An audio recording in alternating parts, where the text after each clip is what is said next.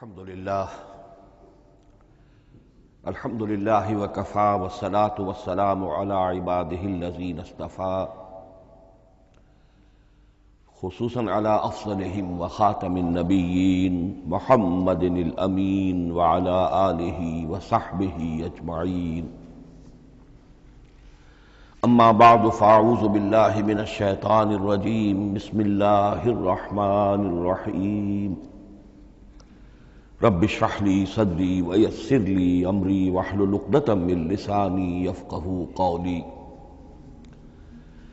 اللهم ربنا آنس وحشتنا في قبورنا وارحمنا بالقرآن العظيم. اللهم اجعله لنا إماما ونورا وهدى ورحمة.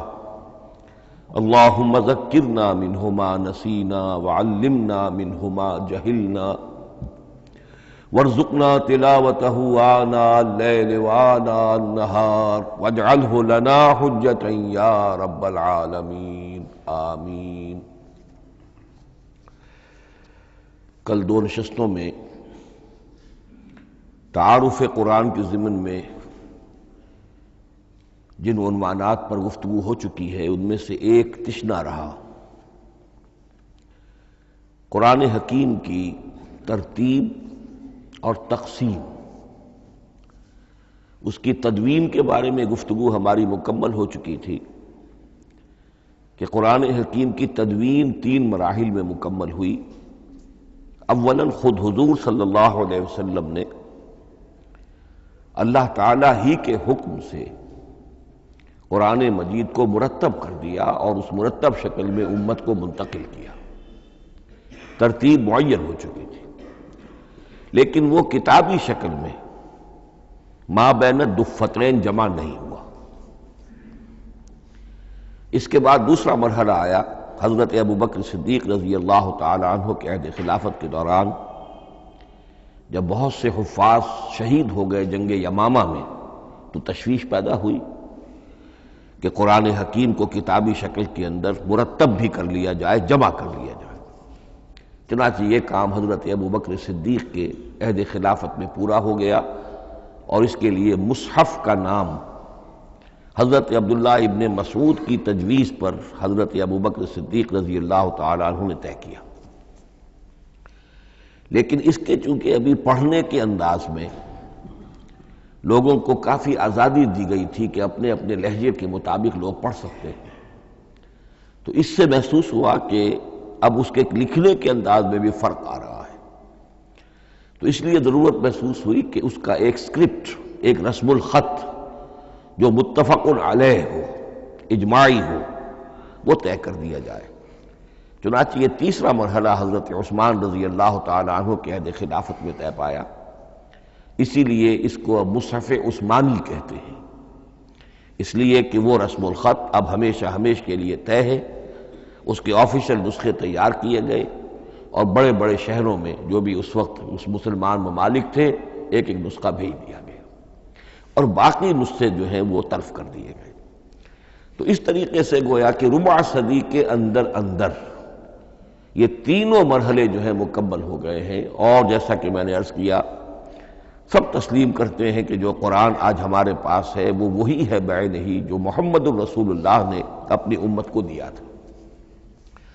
البتہ جہاں تک قرآن کی ترتیب اور تقسیم کا تعلق ہے، بعض باتیں تو میں بیان کر چکا ہوں، ان کا صرف اجمالی اعادہ کروں گا. نمبر 1 یہ کہ قرآن کی جو بیسک یونٹ ہے، بنیادی اکائی، وہ آیت ہے. آیت کو ہم جملہ نہیں کہہ سکتے، آیت کو ورس نہیں کہہ سکتے، مصرع نہیں کہہ سکتے، اس کی اسی اصطلاح کو ہمیں ریٹین کرنا ہوگا. آیتیں چھوٹی بھی ہیں، بڑی بھی ہیں. آیتیں صرف حروف مقطعات پر بھی مشتمل ہیں اور مرکبات ناقصہ پر بھی مشتمل ہیں. پورے جملے کی ایک آیت بھی ہے اور کئی جملوں پر ایک آیت بھی مشتمل ہے. یہ تمام امور توقیفی ہیں، یعنی حضور صلی اللہ علیہ وسلم کے بتانے پر موقوف علیہ. ان میں کسی کے اجتہاد کو، کسی منطق، کسی گرامر، کسی نحو، کسی بیان کے کسی اصول کو کوئی دخل نہیں. جہاں تک آیتوں کی تعداد کا تعلق ہے وہ مختلف فی ہے، وہ اتفاقی نہیں ہے، اس لیے کہ 6,500 کے لگ بھگ آیات ہیں۔ فرق کیوں ہے؟ ایک بڑا فرق تو اس وجہ سے واقع ہو جاتا ہے کہ تمام سورتوں کے آغاز میں جو آیت بسم اللہ لکھی ہوئی ہے اس کے ضمن میں ایک اختلاف ہے کہ آیا ہر مرتبہ اس آیت کو کاؤنٹ کیا جائے یا نہ کیا جائے۔ صرف ایک سورت ہے سورہ توبہ جس کے شروع میں آیت بسم اللہ نہیں ہے، باقی 113 سورتوں کے آغاز میں بسم اللہ لکھی ہوئی ہے۔ تو بعض حضرات اس کو سمجھتے ہیں کہ یہ کاؤنٹ نہیں کی جائے گی، بلکہ یہ تو در حقیقت صرف سورتوں کے درمیان فصل اور فرق قائم کرنے کے لیے یہ آیت بسم اللہ لکھ دی گئی ہے۔ تو آپ سمجھیے کہ جو اس پہ اختلاف ہوگا تو 113 کی عدد کا فرق تو اسی سے واقع ہو جائے گا۔ بعض اور مقامات پر بھی آیات کی تعداد میں قدر اختلاف ہے وہ روایات ہی کی بنیاد پر، کسی شخص کو خود یہ حق حاصل نہیں ہے کہ وہ اس میں کوئی فرق کر سکے، تبدیلی کر سکے۔ بہرحال 6,500 آیات ہے قرآن حکیم کی۔ آیتیں مل جل کر سورتوں کی شکل میں ہیں، ان کی تعداد متفق علیہ ہے 114۔ سورت سور سے بنا ہے، سور کے معنی فصیل ہے، گویا کہ ہر سورت جو ہے وہ اللہ تعالیٰ کے علم، معرفت، حکمت کا ایک شہر ہے۔ سورتوں میں آیات کے باہمی ربط کے حوالے سے اس کے معنی کے اندر اور اس کی حکمتوں کے اندر اضافہ ہوتا ہے، ربط آیات۔ اور جس طریقے سے کہ مختلف موتیوں کو پرو دیا جائے ایک دھاگے میں، اس سے ہار وجود میں آئے، جو ترتیب ہوگی موتیوں کی اس سے ان موتیوں کا حسن دوبالا ہو جائے گا۔ ایسے ہی معاملہ آیات قرآنیہ کا ہے کہ جو ایک سورت کے اندر ہے اور ہر سورت کا ایک مرکزی مضمون یا عمود ہوتا ہے اور تمام آیتیں اس سے منطلق اور اس سے منسلک ہوتی ہیں۔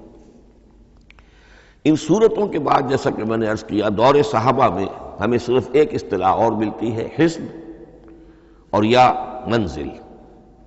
وہ اس سہولت کے لیے کہ اگر ایک ہفتے میں پورا قرآن ختم کرنا ہو، اس کی تلاوت مکمل کرنی ہو تو روزانہ ایک حزب پڑھ لیا جائے۔ یہ چونکہ دور صحابہ میں بھی مذکور ہے، لہذا اس میں ہم دیکھتے ہیں کہ حسن موجود ہے، یعنی یہ کہ نہ تو یہ قباحت ہے کہ سورتوں کو توڑا گیا ہو، بلکہ پوری پوری صورتیں شامل ہیں۔ کوئی مصنوعی مساوات قائم کرنے کی کوشش نہیں ہے، کوئی حزب نسبتاً تھوڑا سا زیادہ بڑا ہے، کچھ تھوڑا سا چھوٹا ہے، لیکن تقریباً مساوی ہے۔ خام خواہ کی کوئی مصنوعی مساوات قائم کرنے کی کوشش نہیں ہے۔ اور اس کے باوجود یہ حسن موجود ہے کہ سورہ فاتحہ کو اگر ہم علیحدہ رکھ دیں کہ وہ پورے قرآن حکیم کے لیے ایک دیباچہ اور مقدمہ ہے، تو پہلے حزب یا پہلی منزل میں 3 سورتیں، دوسرے میں 5، تیسرے میں 7، چوتھے میں 9، پانچویں میں 11، چھٹی میں 13، یہ سیڑھی ہے بالکل۔ اور جو آخری حزب مفصل کہلاتا ہے، اس میں چونکہ آخری پارے میں آپ کو معلوم ہے چھوٹی چھوٹی صورتیں ہیں تو تعداد 65 ہے، وہ بھی جو آخری تعداد ہے 13 اس کا ملٹیپل ہے۔ بہرحال یہ حزب یہ بھی دور صحابہ میں اس کا تذکرہ ہمیں ملتا ہے۔ البتہ جو مزید تقسیم کی چیزیں ہمارے ہاں معروف ہیں وہ بات کی چیزیں۔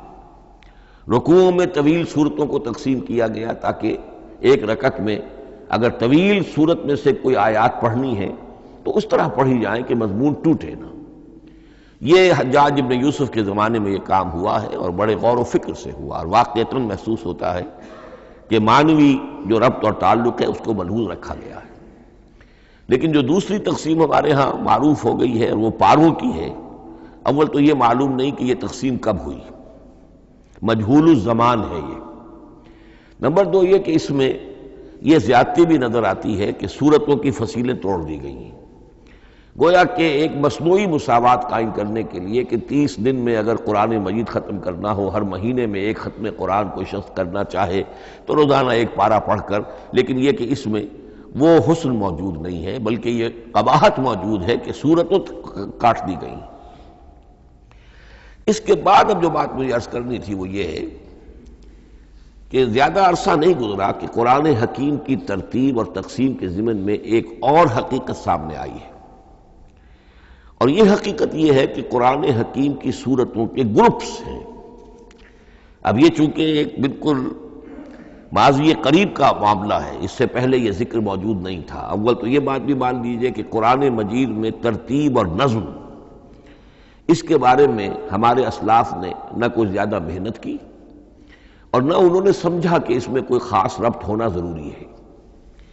لیکن یہ کہ عہد حاضر میں مولانا حمید الدین فراہی رحمۃ اللہ علیہ ہندوستان میں ایک ایسے عالم پیدا ہوئے کہ جنہوں نے نظم قرآن کو اپنا خاص موضوع بنایا کہ یہ جو آیات باہم جوڑی گئی ہیں تو آخر کوئی حکمت ہے، صورتوں میں جو ربط قائم کیا گیا ہے یقیناً حکمت پر مبنی ہے، ورنہ سب سے سیدھی ترتیب تو جیسا کہ میں نے کل عرض کیا تھا یہ ہوتی ترتیب نزولی سے قرآن کو مرتب کر دیا جاتا۔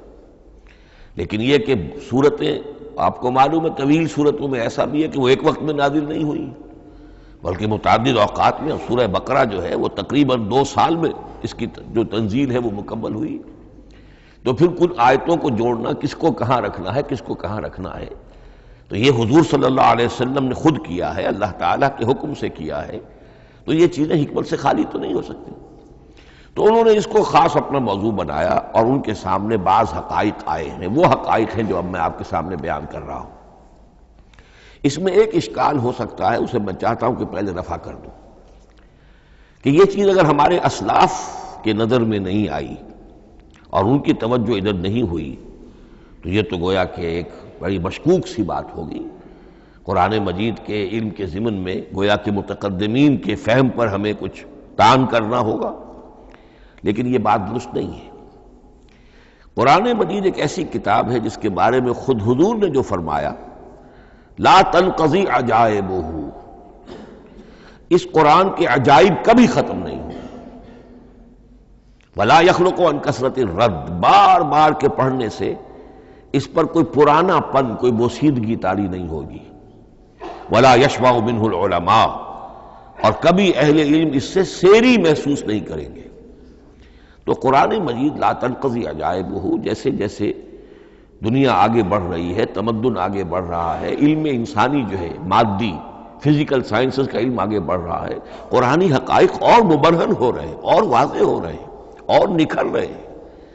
بہت سی باتیں ہمارے اسلاف کے علم میں نہیں آ سکتی تھی، اس لیے کہ ابھی انسانی معلومات کا دائرہ بہت ہی محدود تھا۔ ذوالقرنین کون تھے؟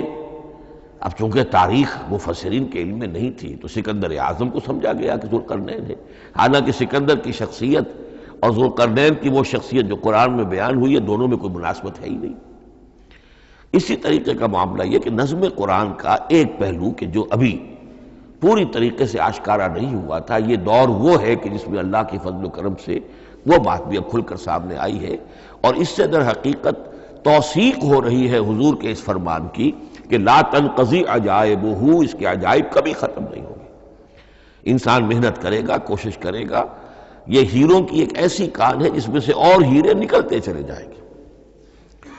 اس کے ضمن میں ایک بات تو میں نے آپ سے کل عرض کر دی تھی اور آج پھر بھی کہی ہے، سورتوں میں بھی ایک ربط ہے، آیات جو سورتوں کے اندر جوڑی گئی ہیں، پھر سورتیں اکثر و بیشتر جوڑوں کی شکل میں ہیں۔ اس کے کچھ مثالیں بھی کل میں نے آپ کو دی تھی۔ قرآن مجید کی ایک آیہ مبارکہ ہے وَمِن كُلِّ شَيْءٍ خَلَقْنَا زَوْجَيْنِ لَعَلَّكُمْ تَعْقِلُونَ یا لَعَلَّكُمْ تَذَكَّرُونَ، مجھے پوری طرح یاد نہیں ہے۔ ہم نے ہر شے کو جوڑوں کی شکل میں پیدا کیا، اگرچہ اس کو چونکہ قرآن مخلوق نہیں ہے ہم اس پر اس کا اطلاق نہیں کریں گے، لیکن من کل شیء خلقنا زوجین، اس میں اس قدر کیٹیگوریکل سٹیٹمنٹ ہے کہ معلوم ہوتا ہے کہ یہ اصول اتنا اللہ تعالیٰ کے ہاں اتنا پسندیدہ ہے کہ قرآن مجید کی صورتوں میں بھی یہ صورتوں کے بھی جوڑوں کی شکل میں ہونا یہ بہت ہی اظہر من الشمس ہے۔ بعض جگہوں پر تو اظہر من الشمس ہے، بعض جگہوں پر ذرا تدبر کر کے بات معلوم ہوتی ہے۔ البتہ کہیں کہیں آپ کو نظر آئے گا کچھ منفرد صورتیں بھی ہیں، اور ان میں سے بعض یہ جب دوران ترجمہ یہ چیزیں آئیں گی تو اب میں صرف اس وقت حوالہ دے سکوں گا، بڑی تیزی سے ہمیں چلنا ہوگا۔ اس وقت میں چاہتا ہوں کہ ذہن میں یہ حقائق بیٹھ جائیں۔ بعض جگہوں پر آپ دیکھیں گے تین تین صورتوں کے گروپ ہیں، ان میں سے دو کے مابین تو نسبت زوجیت کامل ہے، بلکہ یہ سمجھ لیجئے نسبت زوجیت کہتے کس کو ہے؟ دو چیزیں مل کر کسی مقصد کی تکمیل کریں، ان دونوں میں ایسی نسبت ہونی چاہیے ریسیپروکل کہ وہ ایک دوسرے کی تکمیل کے لیے اور کسی مقصد کے حصول کے لیے ان کے مابین ایک تعلق قائم ہو، یہ زوجیت ہے۔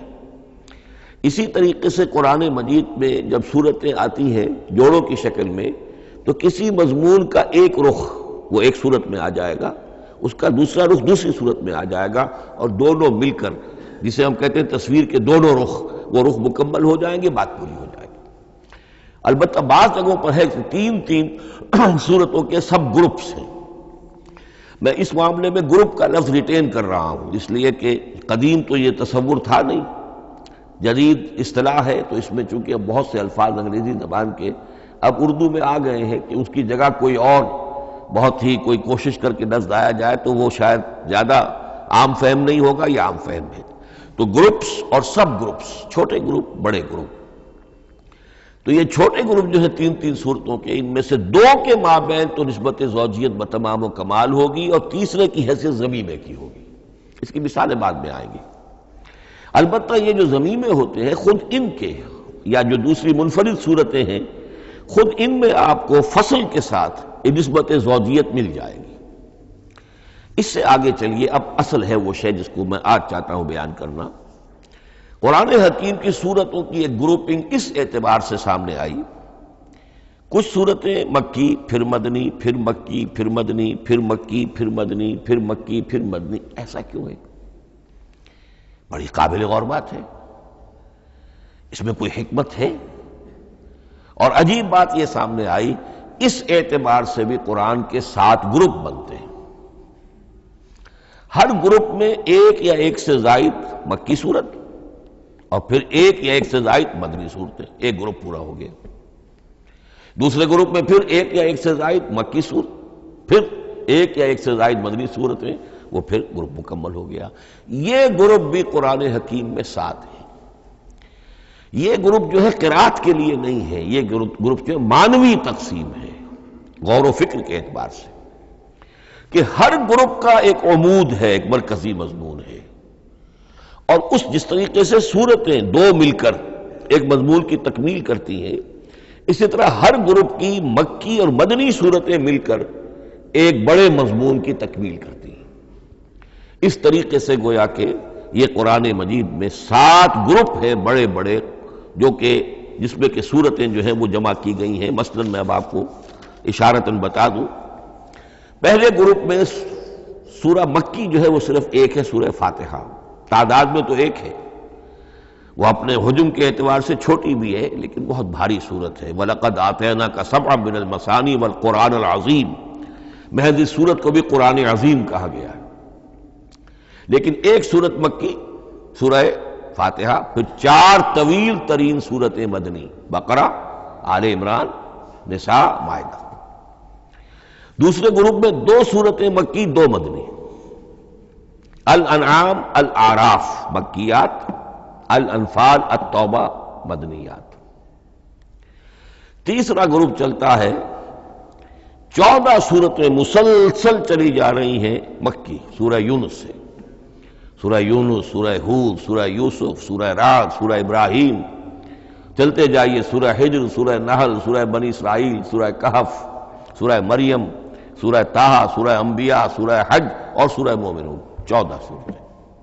اب آئی ایک مدنی صورت، سورہ نور، یہ تیسرا گروپ مکمل ہو گیا۔ چوتھے گروپ میں بھی یہی بات آپ کو نظر آئے گی۔ الفرقان سے سورہ سجدہ تک 8 صورتیں مکی ہیں، اور پھر ایک صورت آتی ہے سورۃ الاحزاب، وہ مدنی ہے۔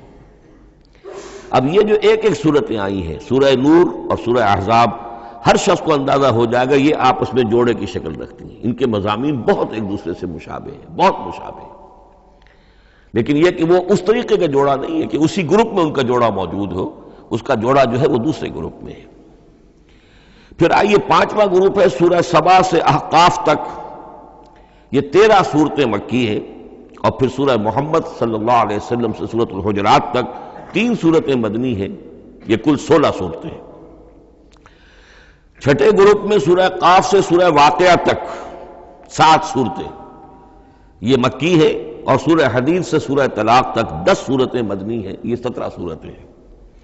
آخری جو ہے وہ سورۃ الملک سے سورۃ الاخلاص تک 46 صورتیں، اور سورہ معوذتین جو ہے یہ 2 ہے کہ جو مدنی ہے۔ بعض کا اس میں اختلاف ہے، وہ میں بعد میں عرض کروں گا، لیکن جو میری رائے ہے وہ میں آپ کے سامنے رکھ رہا ہوں۔ اس طریقے سے یہ 7 گروپ جو ہیں قرآن مجید میں سورتوں کے وجود میں آئے۔ ہر گروپ کا ایک مرکزی مضمون ہے۔ مثلا پہلے گروپ کا مرکزی مضمون شریعت ہے۔ سورہ فاتحہ میں اہدنا الصراط المستقیم، اے اللہ ہمیں سیدھا راہ دکھا، سیدھے راستے کی ہدایت بخش۔ اب وہ سیدھا راستہ کیا ہے؟ شریعت خداوندی، شریعت الہی، اور شریعت مکمل ہو جاتی ہے ان 4 صورتوں میں۔ شریعت محمدی کا جو بلو پرنٹ ہے، ابتدائی خاکہ جو ہے، وہ آپ کو سورہ بقرہ میں ملے گا، اور اس کی جو تکمیلی صورتیں ہیں، تکمیلی احکام ہیں، وہ سورہ مائدہ۔ اس کے علاوہ اس گروپ میں جو زیادہ زور ہے وہ سابقہ امت مسلمہ سے گفت و شنید۔ سابقہ امت مسلمہ میں یہودی اور نصارہ دونوں شامل ہیں۔ اب ان پر جرح بھی ہے، ان پر تنقید بھی ہے، ان کو ملامت بھی ہے، ان کو ان کی قرارداد جرم ان کے خلاف جو ہے وہ بھی دی گئی ہے، اور پھر یہ کہ ان کو معزول کر کے اور نئی امت کو اس مقام پر نصب کرنے کا اعلان ہے، اور ان کو بڑی زوردار دعوت ہے کہ اب محمد پر ایمان لاؤ اور قرآن پر ایمان لاؤ صلی اللہ علیہ وسلم۔ یہ پہلا گروپ ہے۔ اسی طریقے سے ہر گروپ کا، اب یہ ساتھ ساتھ جب ہم چلیں گے تو میں تفصیل کے ساتھ بیان کرتا جاؤں گا کہ اس گروپ کا یہ مرکزی مضمون ہے، اور اس طور سے یہ صورتیں آپس میں ایک دوسرے کے ساتھ مربوط ہیں۔ ان گروپوں میں آپ نے دیکھا ہوگا کہ پہلے اور آخری گروپ، ان کی ایک ریسیپروکل سی صورت ہے کہ پہلے گروپ میں مکی صورت صرف ایک چھوٹی سی، اور مدنی صورتیں 4-6 پارے سے زائد پر پھیلی، جبکہ آخری گروپ میں ساڑھے 2 پارے جو ہے سورہ ملک سے شروع ہو کر مکی صورتوں پر مشتمل ہے، آخر میں آ کر چھوٹی چھوٹی صورتیں وہ مدنیات ہیں۔ یہ ایک دوسرے کے بالکل ریسیپروکل ہیں، کانورس۔ لیکن دوسرا گروپ ادھر سے اور دوسرا ادھر سے، یعنی چھٹا، یہ بڑے متوازن ہیں۔ 2 صورتیں مکی، 2 مدنی، اور ادھر 7 صورتیں مکی اور 10 مدنی، لیکن 7 صورتیں جو ہیں وہ 3 رکوعوں کی ہیں، ان میں سے ایک 4 رکوع کی بھی ہے، اور اکثر و بیشتر وہ جو دوسری ہے وہ 2 رکوعوں کی ہے، تقریباً متوازن بنتی ہے۔ تو درمیان میں جو ہے ان میں جو مدنی صورتوں کا حصہ بہت کم ہے، اکثر و بیشتر جو ہے وہ مکی صورتیں ہیں۔ ان مکی صورتوں کے اندر بھی جو 6 گروپ تقریباً بنتے ہیں، اس لیے کہ پہلی گروپ کے اندر تو مکی صورت صرف سورہ فاتحہ ہے، تو ان میں سے پہلے 2 گروپوں میں رسالت کا مضمون مرکزی مضمون ہے، درمیانی 2 گروپوں میں توحید کا مضمون مرکزی مضمون ہے، آخری 2 گروپوں میں انذار آخرت کا مضمون مرکزی مضمون ہے۔ آخری صورتیں آپ کو معلوم ہے سورہ قاف سے شروع ہو کر تو پھر یہ انذار آخرت جو ہے ان سب کا مرکزی مضمون ہے۔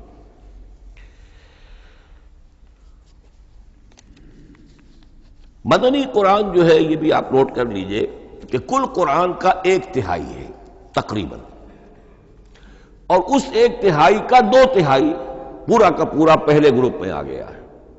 سورہ بقرہ، سورہ آل عمران، سورہ نساء، سورہ مائدہ۔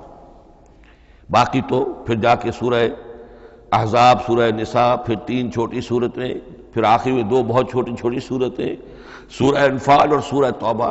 لیکن یہ کہ یہ 2/3 جو ہے مدنی قرآن کا حجم بالکل پہلے ہی اس گروپ کے اندر آ گیا ہے۔ اس کی بھی حکمت ہے، کیوں مدنی صورتوں کو پہلے رکھا گیا؟ میرے علم میں نہیں ہے کہ اس موضوع پر کسی شخص نے گفتگو کی ہو سوائے محمد مارمڈیوک پکتھال کے۔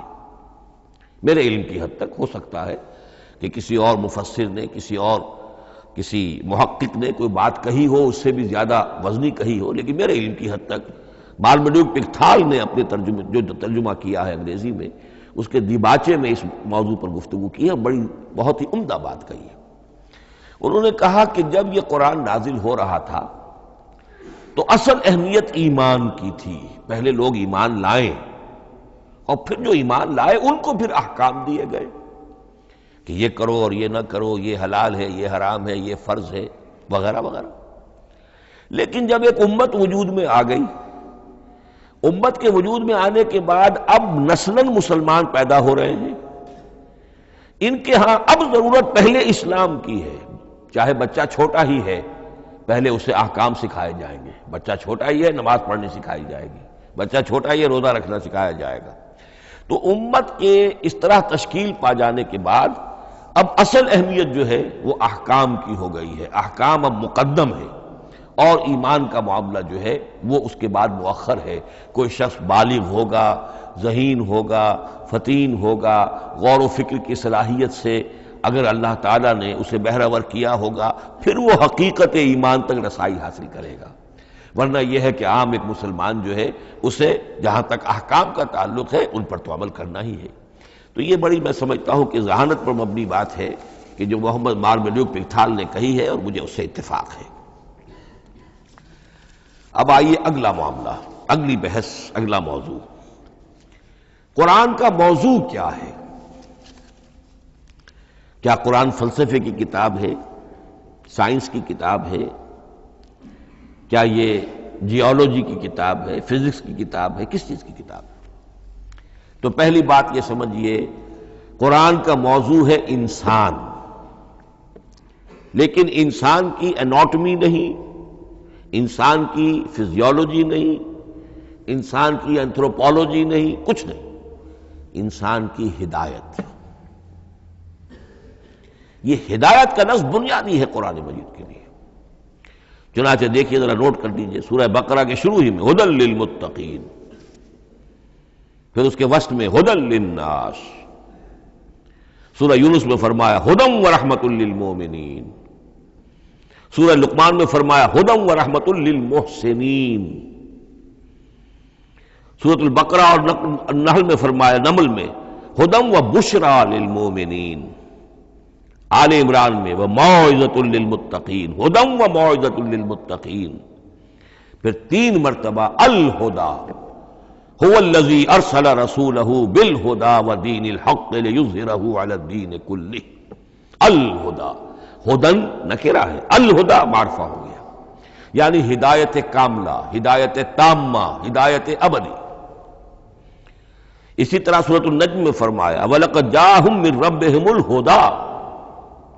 سورۃ الجن میں وَإِنَّا لَمَّا سَمِعْنَا الْهُدَىٰ آمَنَّا بِهِ. سورہ بنی اسرائیل میں وَمَا مَنَعَ النَّاسَ أَن يُؤْمِنُوا إِذْ جَاءَهُمُ الْهُدَىٰ. سورہ بنی اسرائیل میں بھی یہ الفاظ آئے، سورہ کہف میں بھی آئے.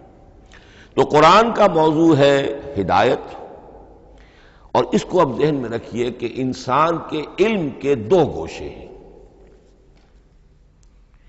علم انسانی 2 حصوں میں منقسم ہے. ایک حصہ ہے فزیکل ورلڈ کا علم، جو حواس کے ذریعے سے حاصل ہوتا ہے، مادی حقائق ان کا علم.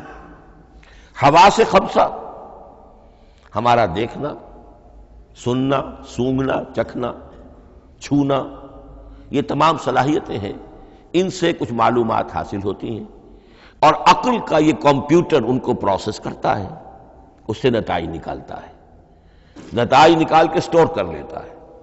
پھر مزید کوئی معلومات حواس کے ذریعے سے حاصل ہوتی ہیں، اب ان کو وہ پھر پروسیس کر کے جو سابق میموری سٹورڈ ہے اس کے ساتھ ریکنسائل کر کے کوئی اور نتیجہ اخذ کرتا ہے. اس طرح رفتہ رفتہ رفتہ رفتہ انسان کا یہ علم بڑھتا چلا جا رہا ہے، اور ہم نہیں کہہ سکتے کہ ابھی اور کہاں تک جائے گا. آج سے چند سو سال پہلے بھی انسان تصور نہیں کر سکتا تھا کہ انسانی علم وہاں پہنچ جائے گا جہاں آج پہنچ چکا ہے. اس علم کا وحی سے کوئی تعلق نہیں، اس علم کا تعلق ہے اس میں علم اسماء سے جو حضرت آدم میں ودیعت کر دیے گئے تھے بالکل شروع میں. سورہ بقرہ کا 4واں رکوع جو ہے اس کے شروع میں ذکر ہے وَعَلَّمَ آدَمَ الْأَسْمَاءَ كُلَّهَا. اللہ نے آدم کو تمام نام سکھا دیے. اور اس کے آخر میں ذکر ہے جب آدم کو اور حوا کو حکم دیا گیا کہ اب زمین میں جا کر اور وہاں کا چارج سنبھالو، تو فرمایا وَإِمَّا يَأْتِيَنَّكُم مِّنِّي هُدًى فَمَن تَبِعَ هُدَايَ فَلَا خَوْفٌ عَلَيْهِمْ وَلَا هُمْ يَحْزَنُونَ. وہ علم ہدایت ہے. یہ 2 چیزیں بالکل علیحدہ ہیں. علم اسماء در حقیقت یوں سمجھیے کہ جیسے آم کی گٹھلی میں پورا آم کا درخت ہوتا ہے، وہی تو گٹھلی ہے جو آپ زمین میں دباتے ہیں، پھر اگر پانی وہاں پڑتا ہے، زمین میں روئیدگی بھی ہے، وہ گٹھلی پھٹے گی، وہ جو اس میں سے دو پتے نکلیں گے، وہ پتے اوپر بڑھیں گے، درخت بنے گا۔ وہ پورا درخت جو ہے آم کی گٹھلی میں موجود تھا، صرف اسے پورا درخت بننے میں 2 سال 3 سال 4 سال لگیں گے، لیکن درخت موجود تھا، پوٹینشلی بالقوہ پورا درخت آم کی گٹھلی میں موجود تھا۔ ایکچولی بالفعل وہ آم کا درخت جو ہے کئی سال کے اندر وجود میں آیا۔ بعین ہی یہ معاملہ ہے، کل مادی حقائق کا کل علم حضرت آدم علیہ السلام کے وجود میں ودیعت کر دیا گیا پوٹینشلی۔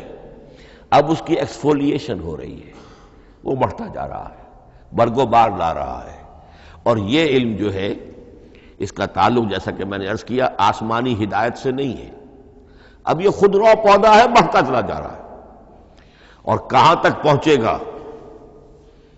علامہ اقبال نے صحیح تعبیر کی ہے، عروج آدم خاکی سے انجم سہمے جاتے ہیں کہ یہ ٹوٹا ہوا تارا مہ کامل نہ بن جائے۔ علامہ کی زندگی میں تو انسان نے چاند پر قدم نہیں رکھا تھا، لیکن یہ کہ اب تو چاند پر قدم رکھ کر انسان آ چکا۔ تو عروج آدم خاکی سے انجم سہمے جاتے ہیں کہ یہ ٹوٹا ہوا تارا مہ کامل نہ بن جائے۔ یہ ہے انسانی علم۔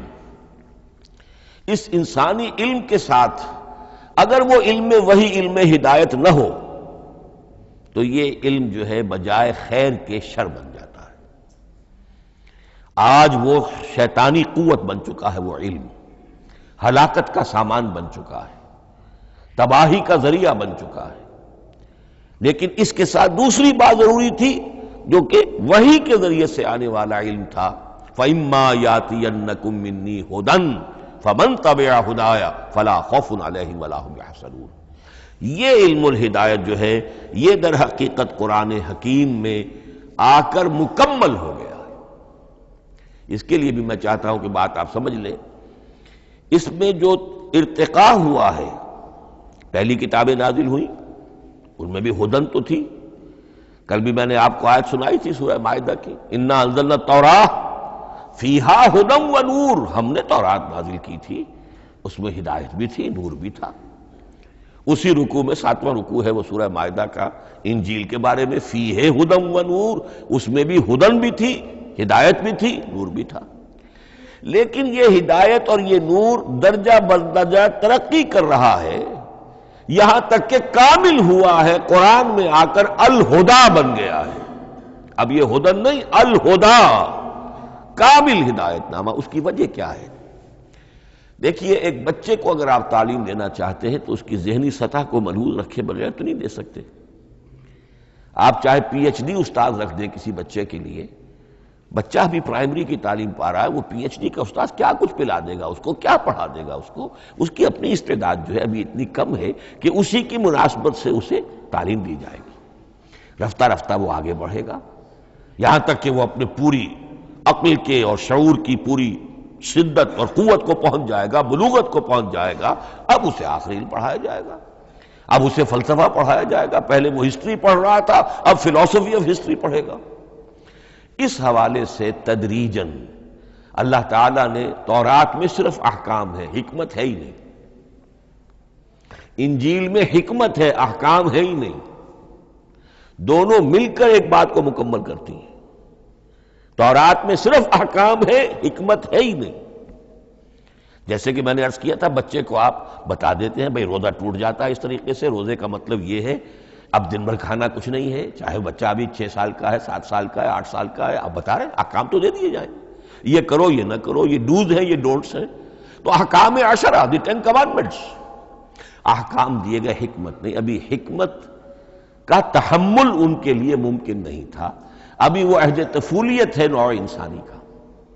یوں سمجھیے کہ آج سے 3500 سال قبل کا انسان، 1400 قبل مسیح میں تورات دی گئی ہے حضرت موسیٰ علیہ السلام کو، اب یہ 2000 مسیح آنے والا ہے تو 3400 سال پہلے کی بات ہے، تو انسانی ذہن ابھی جس سطح پر تھا، یہاں تک کہ 2000 سال پہلے حضرت حضرت مسیح علیہ السلام کے بھی الفاظ انجیل میں موجود ہیں، اب بھی موجود ہیں۔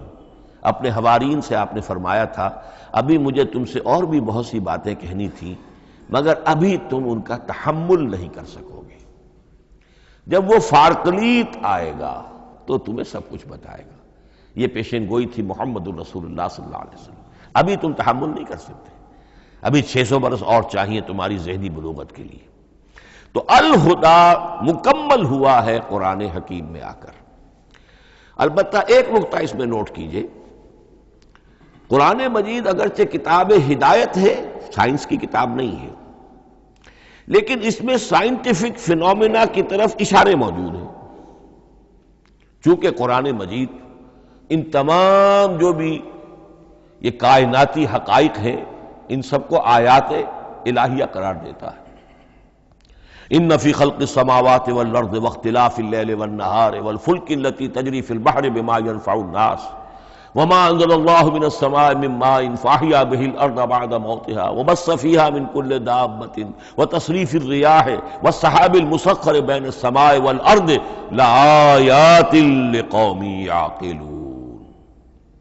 یہ سب نشانیاں ہیں اللہ کی، اللہ کی قدرت، اللہ کی عظمت، اللہ کے علم کامل، اللہ کی حکمت بالغہ، سب نشانیاں۔ تو یہ جو فزیکل فینومینا ہے ان کی طرف قرآن ریفر کرتا ہے۔ بعض حقائق وہ ہے کہ جن کا تعلق اسٹرانومی سے ہے، کل فی فلک یسبحون، یہ تمام اجرام سماویہ جو ہیں یہ اپنے اپنے مدار میں تیر رہے ہیں، معلوم ہوا ہر شے حرکت میں ہے۔ انسان پر تو ایک دور ایسا گزرا ہے وہ یہ سمجھتا تھا زمین ساکن ہے اور سورج حرکت کر رہا ہے، پھر ایک دور آیا کہا نہیں نہیں، سورج ساکن ہے، زمین حرکت کرتی ہے، اس کے گرد چکر لگاتی ہے، اور آج ہمیں معلوم ہوا ہر شے حرکت میں ہے، ہر شے۔ سورج کا بھی اپنا ایک مدار ہے، اس میں وہ حرکت کر رہا ہے اپنے پورے کنبے کو لے کر، یہ پورا سولر سسٹم اس کا کنبہ ہے، اس پورے کنبے کو لے کر وہ بھی ایک مدار میں حرکت کر رہا ہے۔ تو معلوم ہوا کل فی فلک یسبحون۔ اب یہ کل کا لفظ جس طرح منقع ہو کر، جس طرح مبرہن ہو کر، جس شان کے ساتھ آج وہ عویدہ ہوا ہے، واضح ہوا ہے، آج سے پہلے انسان کو معلوم نہیں تھا۔ تو یہ جو فزیکل فینومینا ہے جن کی طرف قرآن مجید ریفر کرتا ہے، یہ اگرچہ قرآن کا اصل موضوع نہیں ہے، لیکن ایک بات جان لیجئے کہ قرآن مجید میں ان فزیکل فینومینا کے بارے میں جو بات کہی گئی ہے وہ غلط نہیں ہو سکتی، اور یہ وہ حقیقت ہے کہ جو اس دور میں آ کر اتنی واضح ہوئی ہے۔ آپ نے نام سنا ہوگا ڈاکٹر مورس بکائی کا، یہ فرانسیسی سرجن تھے، انہوں نے مطالعہ کیا، کمپیریٹو اسٹڈی کی قرآن بائبل دونوں کی، بائبل سے مراد اولڈ ٹیسٹمنٹ نیو ٹیسٹمنٹ دونوں، اور وہ اس نتیجے پر پہنچا کہ پورے قرآن میں کوئی ایک لفظ ایسا نہیں ہے جسے ہماری ساری سائنسی انکشافات میں سے کسی نے غلط ثابت کیا، جبکہ تورات میں بے شمار چیزیں ایسی ہیں کہ سائنس انہیں غلط ثابت کر چکی ہے۔ The science, the Quran and the Bible. اب یہ بات بڑی اہم ہے، اس کو بڑی خوبصورت انداز میں ڈاکٹر رفیع الدین مرحوم نے کہا ہے کہ یہ کائنات اللہ کا فعل ہے، عمل ہے، اس کی تخلیق ہے، اس کی تدبیر ہے، اور قرآن اللہ کا قول ہے۔ قول و عمل میں تضاد ممکن نہیں، عام انسان کے قول و عمل میں تضاد ممکن نہیں، اللہ کے قول و فعل میں اور قول و عمل میں تضاد ہو سکتا ہے۔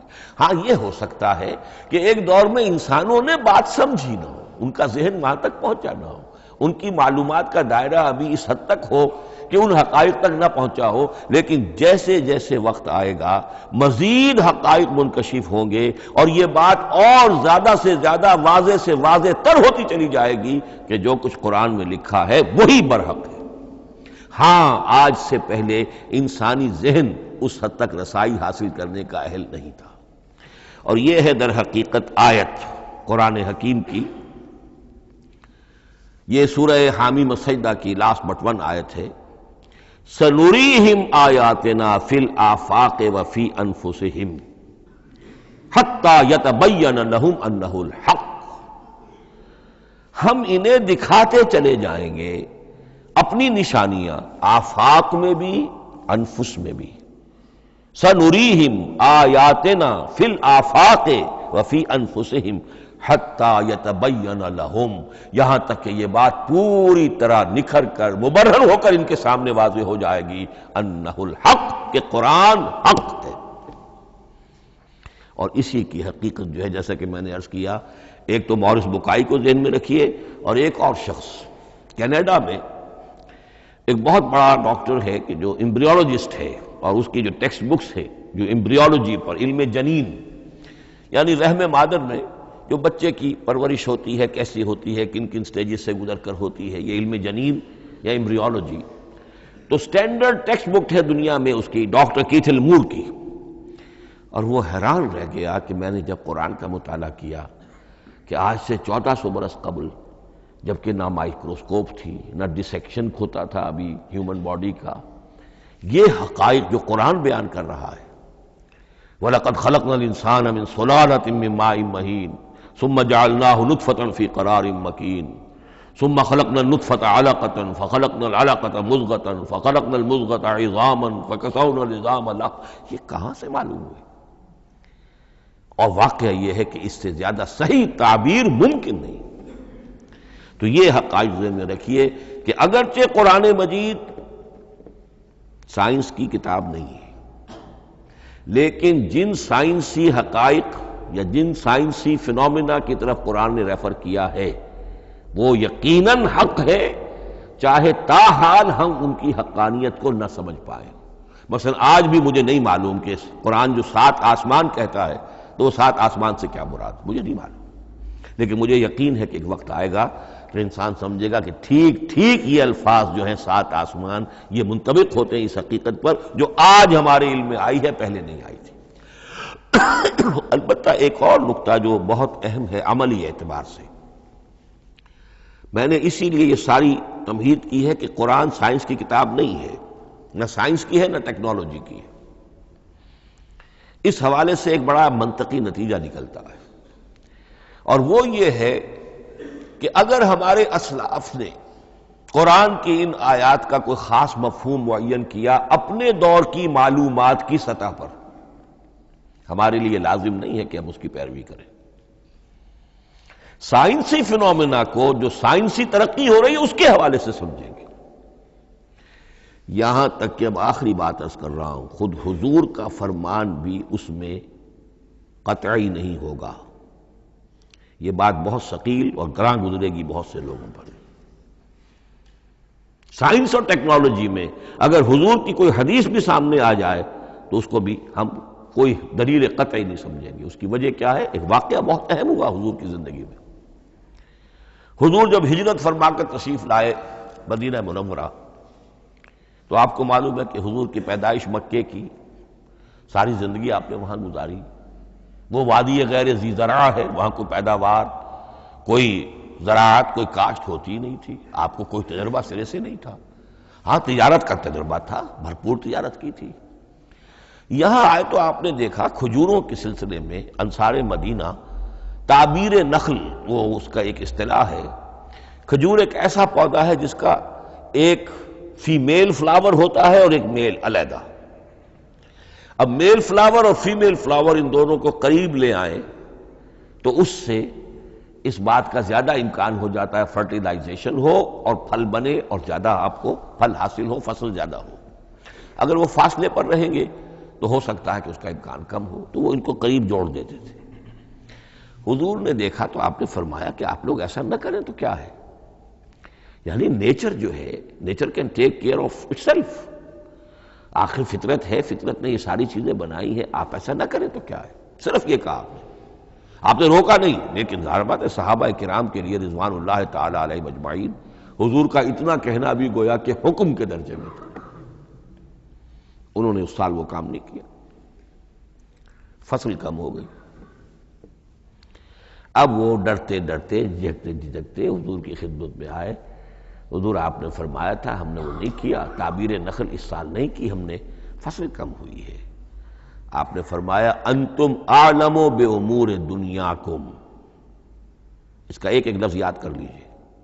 انتم اعلم بامور دنیاکم، اپنے یہ دنیاوی اور مادی معاملات میں تم زیادہ تجربے کار ہو، تم زیادہ حقائق سے واقف ہو۔ میں عالموں کا لفظی ترجمہ یہاں کرنا جو ہے اس کی جرت مجھے نہیں ہو رہی، تم زیادہ واقف ہو ان چیزوں سے، میں یہ چیزیں سکھانے نہیں آیا۔ آپ ٹیکنالوجی پڑھانے نہیں آئے تھے، آپ طب سکھانے نہیں آئے تھے، آپ کوئی اور سائنس پڑھانے نہیں آئے تھے، ورنہ تو ہم شکوہ کرتے کہ آپ نے ہمیں ایٹم بم بنانا کیوں نہیں سکھا دیا پہلے ہی۔ نہیں، یہ موضوع ہی نہیں ہے۔ قرآن کا موضوع معین ہونا چاہیے۔ قرآن کا موضوع انسان کی ہدایت، اس ہدایت کے لیے جس قدر اس کو ضرورت ہے علم کی کہ وہ جو یہ فزیکل فینومینا ہیں ان کے حوالے سے بھی ہدایت حاصل کرے، اس حد تک ان کا تذکرہ ہے۔ لیکن یہ یقین اور ایمان ہونا چاہیے کہ قرآن مجید کے الفاظ میں جو شے مضمر ہے وہ کبھی غلط ثابت نہیں ہوگی۔ یہ ہو سکتا ہے کہ قرآن کی کسی آیت کا کوئی مفہوم ہمارے اسلاف نے 1000 برس پہلے یا 600 برس پہلے سمجھا ہو اور وہ مفہوم غلط ثابت ہو جائے، وہ ایک علیحدہ بات ہوگی، لیکن قرآن مجید کا ٹیکسٹ جو ہے اس کے اندر کہیں ایسی بات نہیں آ سکتی۔ اب آئیے فہم قرآن کے اصول۔ ظاہر بات ہے کہ اس موضوع پر اصول تفسیر پر کوئی مجھے تفصیلی اس وقت گفتگو کرنے کا موقع تو نہیں ہے، البتہ یہ کہ 7 گنتی کر کے چیزیں نوٹ کر لیجئے کہ جس سے قرآن مجید کے فہم میں سہولت حاصل ہوگی۔ پہلی بات وہ جو کسی درجے میں پہلے بھی سامنے آ چکی ہے، قرآن کا اسلوب استدلال منطقی نہیں ہے، فطری ہے۔ ایک ہوتا ہے منطق کی گتھیوں سے اور منطق کے اصولوں سے اور منطق کی دلیلوں سے بات ثابت کی، یہ نہیں۔ قرآن فطرت انسانی کے مطابق بات کرتا ہے۔ ایک ان پڑھ شخص بھی قرآن کو اپنے سے دور یا اپنے آپ کو قرآن سے دور نہیں سمجھے گا اگر ذرا سا وہ قرآن کو سمجھ سکتا بس۔ لیکن یہ ہے کہ قرآن مجید کا جو اسلوب ہے وہ ایک تو یہ کہ منطقی نہیں ہے، فطری ہے، یا اس میں اگر ایک لفظ کا اضافہ کیا جائے خطابی ہے۔ خطابی کیا ہوتا ہے؟ جو میں کل عرض کر چکا ہوں، خطبے کی ایک شان ہوتی ہے، وہ دلیل کے ساتھ ساتھ جذبات سے بھی اپیل کرتا ہے، اور اس میں آپ کو ایک اپنے باطن میں جھانکنے کی دعوت دی جاتی ہے۔ تم ذرا اپنے باطن میں جھانک کر دیکھو۔ بعض آیات ایسی ہیں، بڑی پیاری آیات ہیں، افی اللہ شک فاطر السماوات والارض، بس کیا اللہ کی ہستی میں بھی کوئی شک ہو سکتا ہے جو آسمان اور زمین کا پیدا کرنے والا ہے؟ غور کرو، سوچو۔ یہ صرف آپ کے دروں بینی، آپ کو اپنے اندر جھانکنے کی دعوت ہے۔ اسی طرح اَإِنَّكُمْ لَتَشْهَدُونَ أَنَّ مَعَ اللَّهِ آلِهَةً أُخْرَىٰ، کیا واقعتاً تم اس کی گواہی دیتے ہو کہ اللہ کے ساتھ کوئی اور بھی الہ ہے؟ یہ گویا کہ کسی کے آنکھوں میں آنکھیں ڈال کر پیئرسنگ آئیز کے ساتھ کسی سے سوال کرنا، کیا واقعی؟ اور اس میں در حقیقت کون سی ہے پس منظر میں؟ یہ بنائے ہوئے ڈھکوسلے ہیں، ان پر خود تمہارا دل مطمئن نہیں ہے۔ تم کہتے تو ہو یہ ہمارا عقیدہ ہے اور یہ ہماری بات ہے اور یہ ہمارا موروثی عقیدہ ہے، ھذا ما وجدنا علیہ آباءنا، ہم نے آباء، لیکن واقعتاً غور تو کرو، کیا واقعی تم گواہی دیتے ہو کہ اللہ کے سوا کوئی اور الہ بھی موجود ہے؟ اس کو آپ کہیں گے خطابی انداز۔ نمبر 2، قرآن حکیم میں 2 طرح کی آیات ہیں، محکمات اور متشابہات۔ یہ سورہ آل عمران کے شروع میں یہ بہت اہم مضمون جو ہے وہ آ گیا ہے۔ هو الذی انزل علیک الکتاب منہ آیات محکمات ہن ام الکتاب واخر متشابہات، آل عمران آیت نمبر 7۔ اب یہ جو متشابہات ہیں یہ کون سی ہیں اور محکمات ہیں وہ کون سی ہیں، اس کو ذہن میں رکھیے۔ نمبر 1، محکم قطعی، تمام جتنی بھی آیات احکام ہیں وہ محکم ہیں، یہ کرو یہ نہ کرو، یہ جائز یہ حرام، آیات احکام محکم، اسی ایک مادے سے لفظ بنا ہے یہ محکم بھی اور احکام حکم۔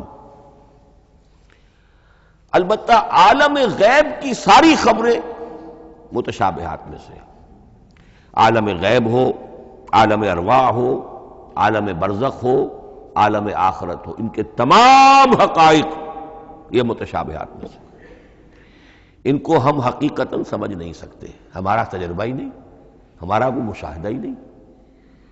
جیسا کہ ایک حدیث میں آیا ہے، جنت کی جو بھی نعمتیں ہیں، ایک تو وہ نعمتیں جن کا ذکر قرآن میں ہے اور ان الفاظ میں ہے جن سے ہم واقف ہیں۔ اب ان میں تو یہ ہے کہ حور و قصور اور پھل اور یہ اور دودھ اور شہد اور وغیرہ وغیرہ وغیرہ، وہ چیزیں ہم جانتے ہیں، تو وہ بھی حق ہے، ایسے ہی ہوں گی، اتوب ہی متشابہہ، لیکن یہ صرف نزل ہے، یہ تو ابتدائی مہمان نوازی ہے۔ نزل من غفور رحیم، جو اصل ضیافت ہونی ہے اہل جنت کی، اس کے بارے میں فرمایا وہ نعمتیں ملیں گی ما لا عین رات ولا اذن سمعت وما خطر علی قلب بشر، جو نہ کسی آنکھ نے کبھی دیکھی، نہ کسی کان نے کبھی سنی، نہ کسی انسان کے دل پر ان کا خیال تک وارد ہو، انہیں ہم کیا سمجھیں گے؟ تو عالم برزخ، عالم آخرہ، عالم غیب، عالم ارواح، ان کی تمام چیزوں کو ہم آیات متشابہات میں سے سمجھیں گے۔ البتہ یہ جو سائنٹیفک فینومینا والی باتیں ہیں مادی علوم کی، ان میں یہ ہے کہ متشابہ اور محکم ہونے کا معاملہ بدلتا چلا جا رہا ہے۔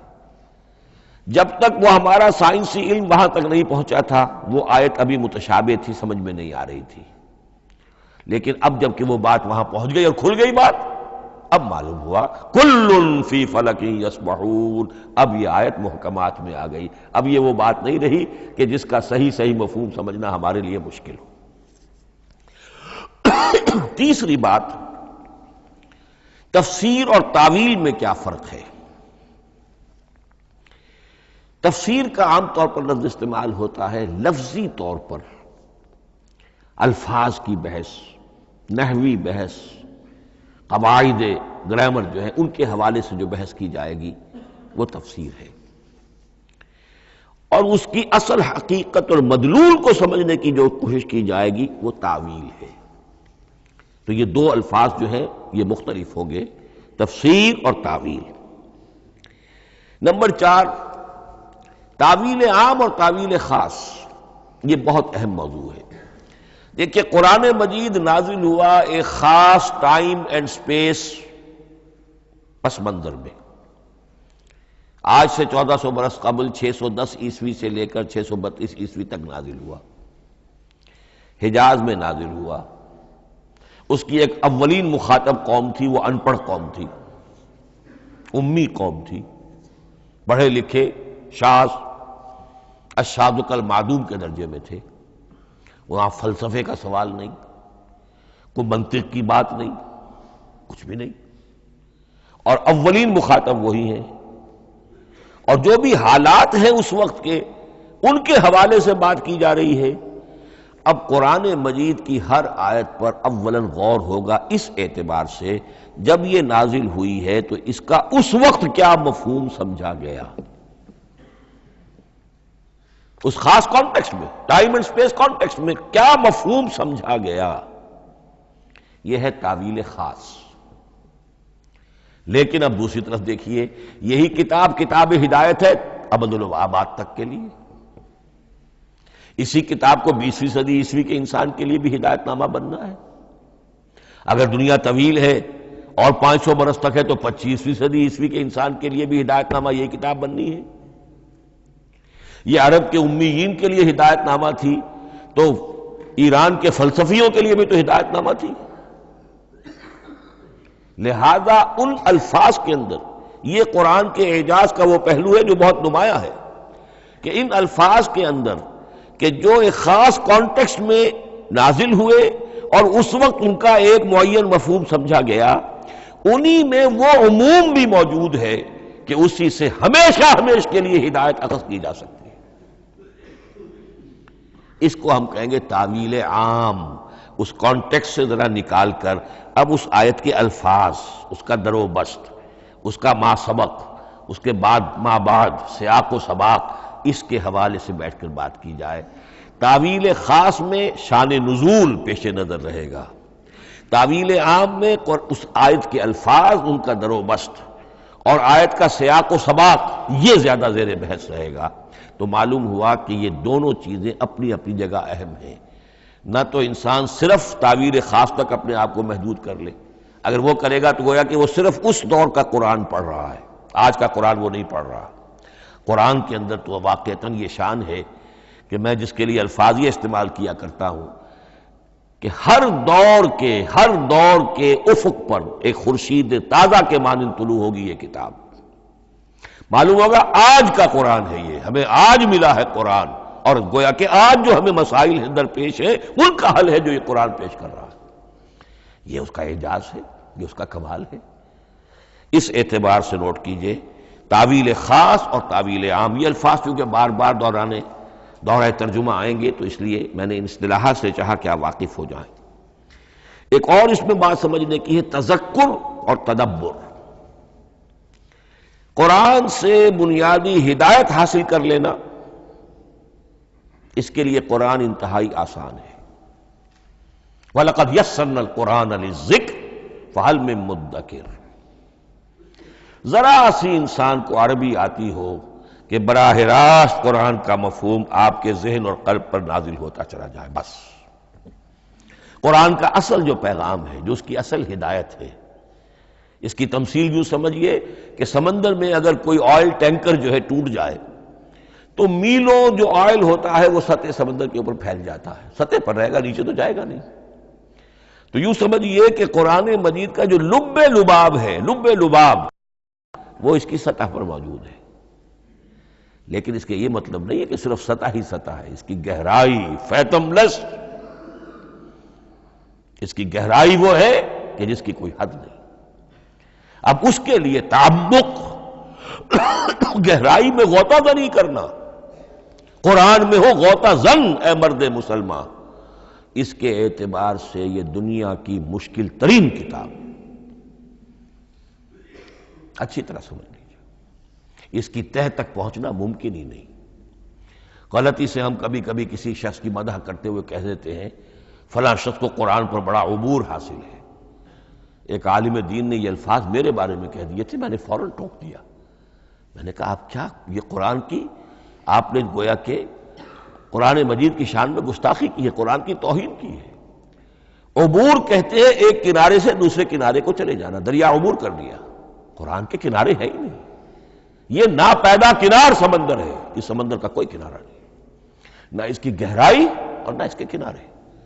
لہذا پوری زندگی کوئی امام راضی ہو، کوئی زمخشری ہو، کوئی ہو، پوری زندگی کھپا کر بھی وہ یہ نہیں کہہ سکے گا کہ میں نے قرآن مجید کو بتمام و کمال سمجھ لیا ہے۔ معاذ اللہ، معاذ اللہ، معاذ اللہ، ناممکن۔ وراء الورا ثم وراء الورا، یہ ہے تذکر اور تدبر۔ اس کے لیے تو پوری زندگی انسان کھپائے، پورا وقت اس کے لیے لگائے، پوری صلاحیت کھپا دے، تب بھی وہ بہت سی جگہوں پر پھر بھی کہے گا واللہ عالم۔ امام رازی کو بھی نہ معلوم کتنے مقامات پر جا کر یہ کہنا پڑا ہے کہ اللہ بہتر جانتا ہے۔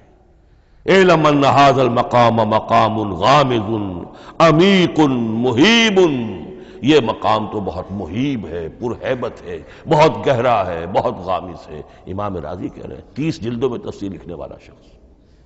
اقول قولی ھذا واستغفر اللہ لی ولکم ولسائر المسلمین والمسلمات۔